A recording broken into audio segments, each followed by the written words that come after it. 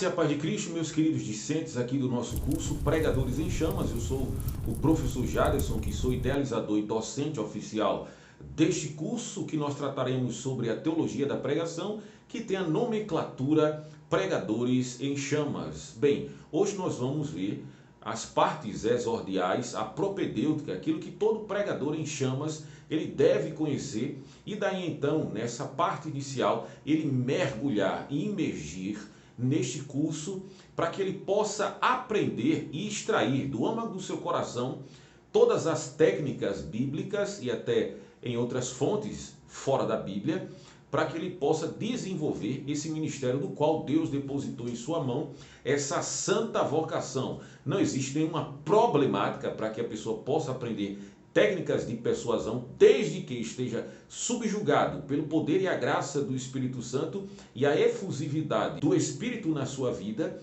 Até o próprio Agostinho, que a atitude indica, Paulo Anglada diz no seu livro, não somente Paulo Anglada, mas outros, como também Timothy Keller no seu livro sobre pregação, eles tratam dizendo que é Agostinho que primeiro traz esses tratados fora das questões eclesiásticas, na última parte do livro da doutrina, e ele mesmo afirma dizendo que não existe nenhuma problemática aos cristãos utilizar das mesmas técnicas que os filósofos utilizavam para poder persuadir as pessoas. Lógico que os propósitos dos filósofos anterior e até mesmo nas questões epocais do próprio Agostinho utilizavam para outros propósitos. Nós utilizaremos para propósitos eternais e para os axiomas do reino dos céus. Nós iremos utilizar isso para que nós possamos pregar a mensagem de Deus com mais clareza, com mais afinco e que teleologicamente tenha mais impacto com o propósito doxológico, que é para a glória de Deus. Então fique aí, nós vamos pegar agora inicialmente alguns pontos que são cruciais e fulcrais. A nossa teologia ela é simples sem ser simplista. Você aqui vai crescer desde as questões relacionadas ao poder de persuasão e principalmente o seu vernáculo. Aqui você vai ter vários dicionários que você também vai receber e o seu vernáculo ele vai aumentar exponencialmente para que você possa utilizar na hora certa para o reino de Deus. Então, fique aqui conosco que nós vamos tratar esses pontos cruciais nesse módulo aqui no curso Pregadores em Chamas.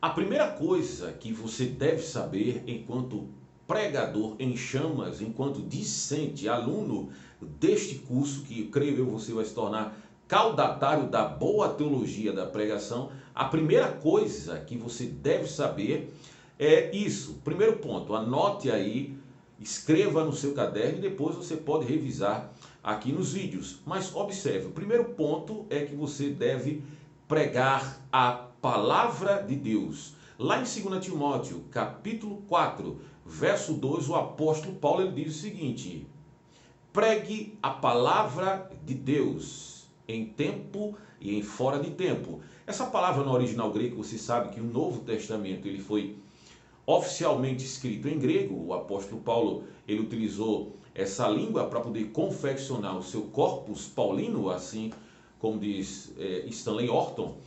Ele vai dizer que é o seguinte no original, é keruxon tu logon.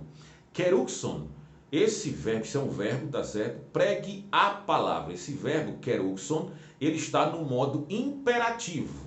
Imperativo é aquela que deve imperar. Esse modo dá a ideia de ordem. Embora aqui o próprio Daniel Wallace vai dizer que esse modo ele pode acontecer ou não acontecer, vai depender da recepção da pessoa que está recebendo esta palavra para poder executar essa tarefa, no caso de pregar a palavra. Bem, essa palavra como é um imperativo, a pessoa está subjugada sob uma ordem de uma autoridade que é superior, lógico. Quem está falando isso nada mais nada menos do que o apóstolo Paulo, que segundo Charles Faxon Ball vai dizer que se ele tivesse vivo hoje, ele já teria evangelizado o mundo 53 vezes. O apóstolo Paulo, nós vamos entrar agora na questão do contexto. O apóstolo Paulo, ele está, o que tudo indica, na prisão marmentina, ele está totalmente consciente de que ele vai morrer, e essa ideia de que ele vai morrer, ele está persuadindo o jovem pastor, o jovem bispo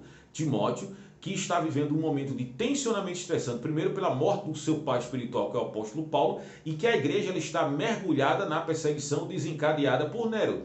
E essa preocupação de Paulo é para que a palavra de Deus seja pregada. É aquilo que está no comentário de William Buckler, vai dizer que necessariamente Timóteo é o elo que liga a geração apostólica para a próxima geração. Bem, levando em consideração isso, Timóteo está recebendo uma ordem. Nesse texto, no contexto imediato, tem vários verbos no modo imperativo.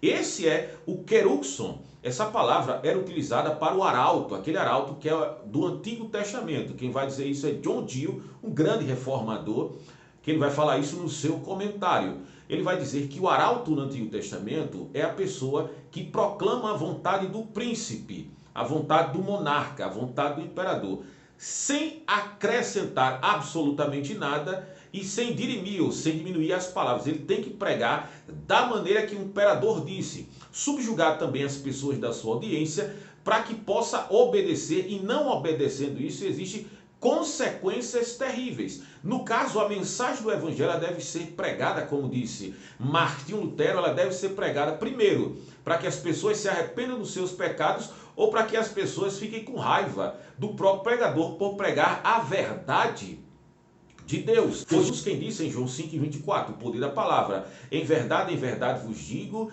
quem crê em mim, naquele que me enviou, não entra em condenação, porque passou da morte para a vida. O escritor aos Hebreus, capítulo 4, verso 12, ele diz o seguinte, que a palavra de Deus é viva e eficaz, é mais penetrante que qualquer espada de dois gumes, penetra na divisão da alma e do espírito, das juntas e das medulas, e é apta para discernir a intenção do coração do homem, e não há criatura que não se manifeste diante dela. Antes, todas as coisas estão nuas e patentes aos olhos daquele que iremos prestar conta. O salmista disse, ao que tudo indica, foi Esdras que escreveu, eu creio na tese de Stanley Ellis, no livro Conheça Melhor o Antigo Testamento. Ele vai dizer, o pessoal está retornando do exílio da Babilônia, e ele vai dizer o seguinte, no Salmo 119, que é o Salmo Octacore, verso de número 105. Lâmpada para os meus pés é a tua palavra e luz para o meu caminho. Por que você deve entender isso? Você deve pregar a palavra de Deus como ela é. Independente se você tem um cabedal intelectual muito grande acerca das questões dos comentários, tanto em grego, em hebraico, você possa conhecer as línguas originais, mas nós devemos ter o cuidado de pregar a palavra e não pregar sobre a palavra. Pregar sobre a palavra, como a W. Tozer vai dizer, é pregar sobre as notas de rodapé. Você não foi convidado para pregar as notas de rodapé, embora que isso possa fazer parte do seu esboço teorético. Você foi chamado para pregar sumariamente a palavra de Deus. Lógico, ninguém está objetando, nem está colocando em caducidade a necessidade dos comentários que esclarecem. Tem vários comentários que são essenciais na vida de um pregador. Até o próprio Charles Haddon Spurgeon, no livro Lições para os Meus Alunos, ele vai dizer que como alguém pode objetar as questões dos comentários, porque foi da maneira que Deus utilizou alguns homens de Deus no passado. Isso é interessante. Agora, ser viciados em nota de rodapé pode causar um problema terrível, assim como disse a W. Tozer, porque foi a partir das notas de rodapé que existiu vários problemas em relação propriamente aos judeus. A tradição pesou na hora da verdade de Deus através das Escrituras, e com isso Cristo foi crucificado. Mas observe bem, se levar o know-how de aquilo que está no texto, no fluxograma, né, nós devemos ler o texto em seu contexto, porque foi um fato histórico e nesse contexto ele deve ser entendido, mesmo que transporte para os dias de hoje com a aplicabilidade da palavra de Deus. No verso anterior, o apóstolo Paulo ele diz o seguinte: conjuro-te diante de Deus, que irá de julgar, e do Senhor Jesus Cristo, que irão de julgar tanto os vivos como os mortos, na epifania, na manifestação do seu reino. Veja, no comentário Brodman, ele vai dizer o seguinte, no volume 11, ele vai dizer que essa mensagem é tão solene, essa palavra conjuro-te, é uma convocação solene que o apóstolo Paulo está utilizando. O próprio Xenofonte, um escritor grego, ele vai dizer que essa palavra é utilizada para convocar os homens e os deuses, uma convocação totalmente solene. E Paulo está sendo bem pessoal nessa questão, é a exortação mais pessoal, mais embevecida de autoridade que Timóteo está recebendo do apóstolo Paulo. Ele convoca 3 tipos de pessoas: Deus, Jesus Cristo e o seu reino, quando voltar, numa perspectiva bem escatológica. Veja a importância que nós temos em relação de pregar a palavra de Deus.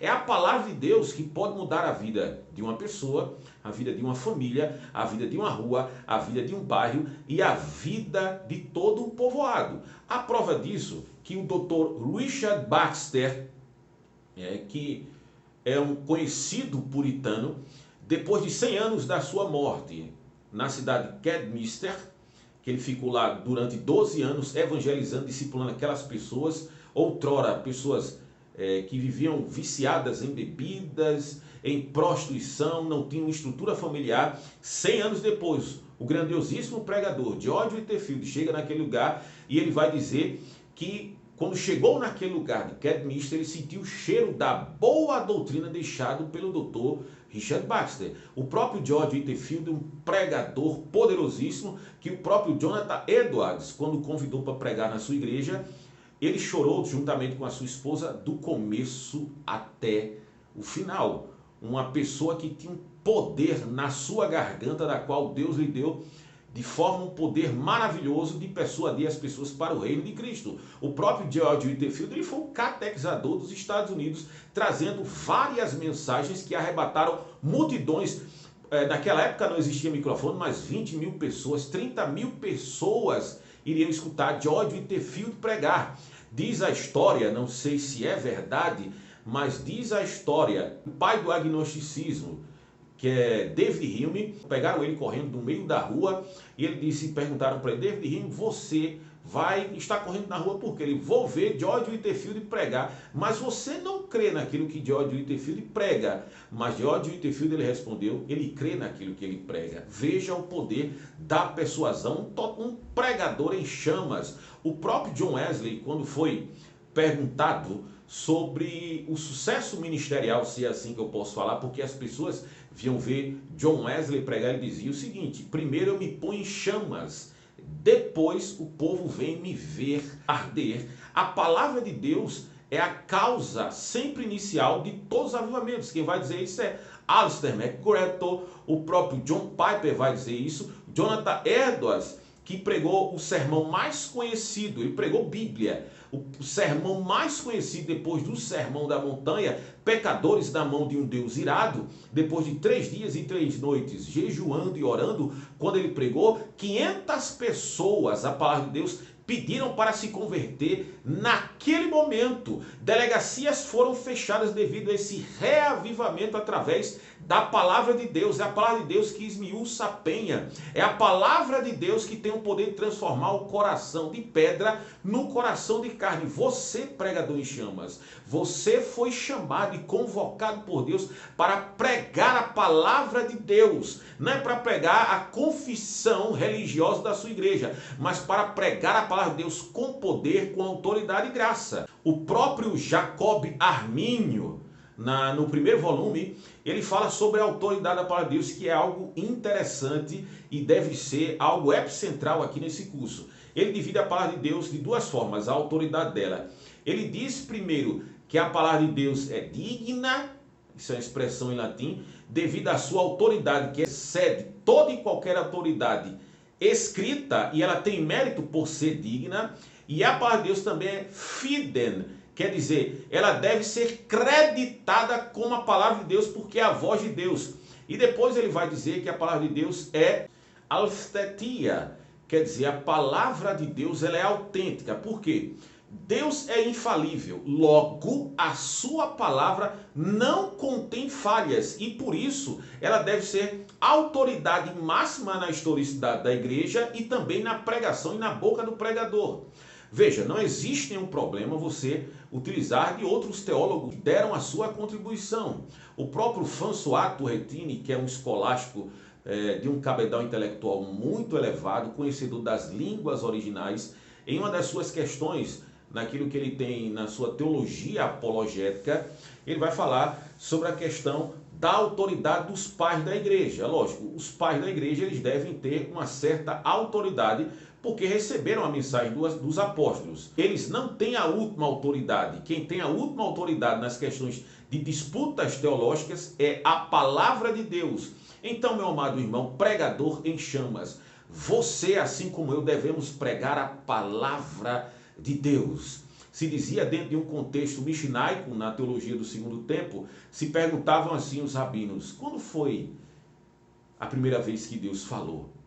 A primeira vez que Deus falou, está lá em Gênesis capítulo 1 em diante. No princípio criou Deus os céus e a terra era sem forma e vazia, e o Espírito do Senhor pairava sobre a face das águas. E disse Deus, haja luz, e houve luz. A primeira vez que Deus falou foi que haja luz. Sabe que eles chegaram à conclusão que só a palavra de Deus deixa as coisas claras. Então, meu irmão, para deixar as coisas claras no púlpito da sua igreja, no seu evangelismo, dentro da sua casa, keruxon tologon, pregue a palavra de Deus com autoridade, poder e graça. Que Deus te abençoe, meu irmão que está fazendo esse curso, e eu espero que nos próximos módulos você esteja presente e aprendendo aqui no curso Pregadores em Chamas. Que Deus abençoe você em Cristo Jesus.